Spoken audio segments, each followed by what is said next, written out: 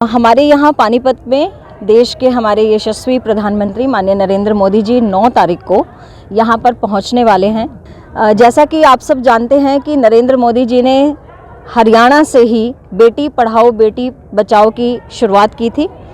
और बेटी बचाओ बेटी पढ़ाओ का जो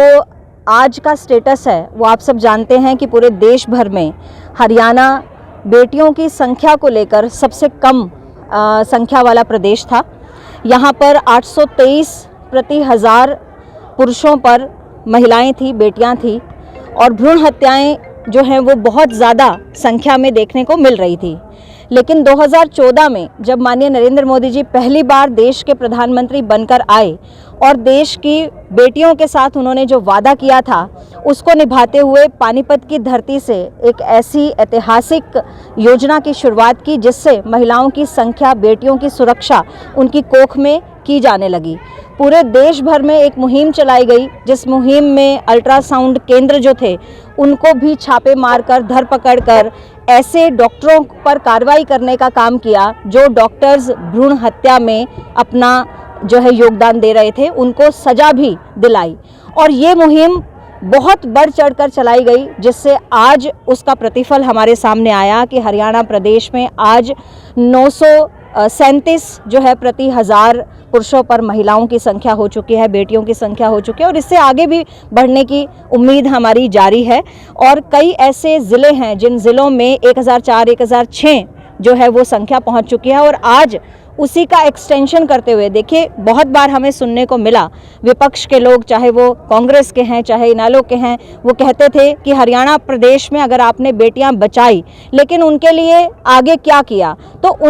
उनको सशक्त करने के लिए, उनको रोज़गार देने के लिए हमने अब ये सेकंड जो तीसरी बार माननीय नरेंद्र मोदी जी जो नियुक्त होकर आए हैं, प्रदेश की जनता ने, देश की जनता ने उन्हें ये विश्वास जो दिखाया है और उनको तीसरी बार प्रधानमंत्री बनाया और उन्होंने अपना वादा निभाते हुए बेटियों को बचाया, उनकी पढ़ाई के लिए जो व्यवस्था करनी थी वो पूरे देश भर में उनकी योजनाएं बनाई और उसके साथ साथ अब उनको सशक्त बनाने के लिए, आत्मनिर्भर बनाने के लिए बहुत सारी अन्य योजनाओं के साथ एक बहुत अनोखी योजना लेकर आए हैं जिसका नाम है बीमा सखी योजना, जिसकी पूरे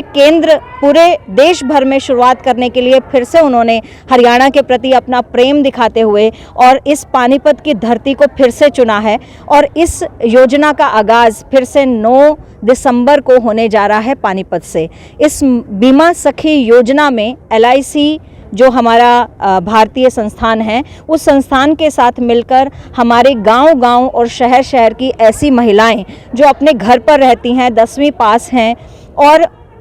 कुछ भी कारोबार वो अपना हाथ कढ़ाई बुनाई का करती हैं, उसके साथ साथ वो अब LIC एजेंट जैसा बनने का काम उनको मिलेगा। और इसमें एक बहुत अच्छी योजना को ड्राफ्ट किया गया है। मैं कहूँगी कि बहुत सुनिश्चित ढंग से, बहुत ही क्रियान्वित ढंग से इसको जो है क्रिएटिविटी से बनाया गया है। देखिए, पहली वर्ष जो महिलाएं बीमा सखी चुनी जाएंगी उनको 7,000 रुपये प्रति माह स्टाइफंड जो है वो सरकार देगा। 12 महीने उन्हें स्टाइफंड मिलेगा और जितनी वो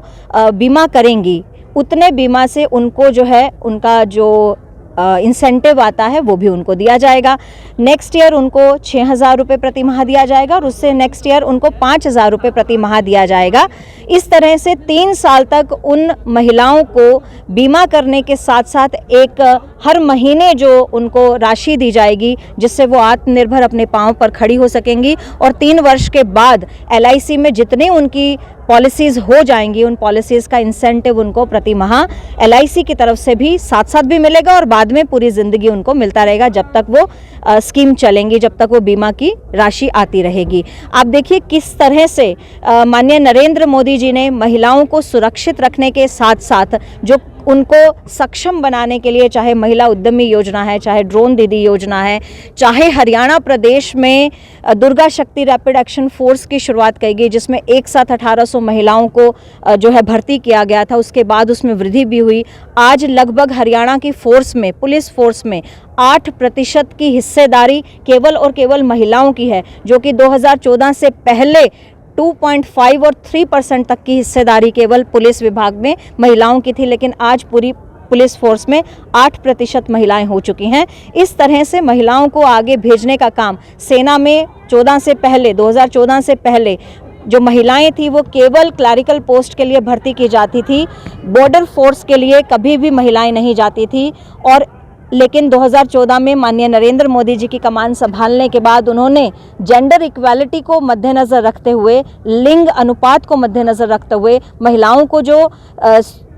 फोर्स में भी काम करने का मौका दिया। आज हमारे एयरफोर्स में जो है फाइटर जेट पायलट भी हमारी महिलाएं हो चुकी हैं। और जितने भी विपदा के क्षेत्र होते हैं उन क्षेत्रों में जहां पुरुष पायलट्स या पुरुष सेना के अधिकारी जिस तरह से भाग लेते हैं, उस तरह से पूरा का पूरा मौका जो है वो महिलाओं को भी दिया जाता है। ये आपने पिछले दिनों देखा, स्पोर्ट्स में जिस तरह से महिलाओं को आगे करने का काम नरेंद्र मोदी जी के नेतृत्व में और हरियाणा प्रांत में, चाहे वो हमारे पूर्व के मुख्यमंत्री थे मनोहर लाल जी और चाहे नायब सिंह सैनी जी की अभी नेतृत्व में चल रही है सरकार, स्पोर्ट्स में भी महिलाओं को इतना आगे किया जा रहा है और सभी सुविधाएं दी जा रही हैं। इस तरह से आज महिला जो है वो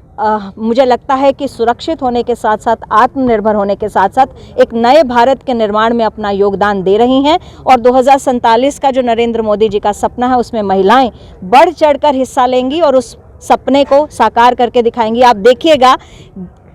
हजारों की संख्या में इस कार्यक्रम में ये पंडाल में कुर्सियां कम पड़ जाएंगी और पंडाल के बाहर का जो टेंट हमने खुला छोड़ा है वहां पर भी आपको महिलाएं दिखेंगी, क्योंकि नरेंद्र मोदी जी से जितना प्यार देश के लोग करते हैं और ख़ास तौर पर महिला बहनें करती हैं, चाहे वो किसी जाति और धर्म की हैं, चाहे वो हिंदू है, चाहे वो मुसलमान है, चाहे वो सिख हैं और चाहे वो ईसाई हैं, जो नरेंद्र मोदी जी से प्रेम और स्नेह आज की महिलाएँ और बच्चे करते हैं उससे ज़्यादा स्नेह उनको विदेशों में भी मिलता है। तो ये पंडाल भी छोटा पड़ जाएगा और यहाँ पर भारी भरकम भीड़ आएगी।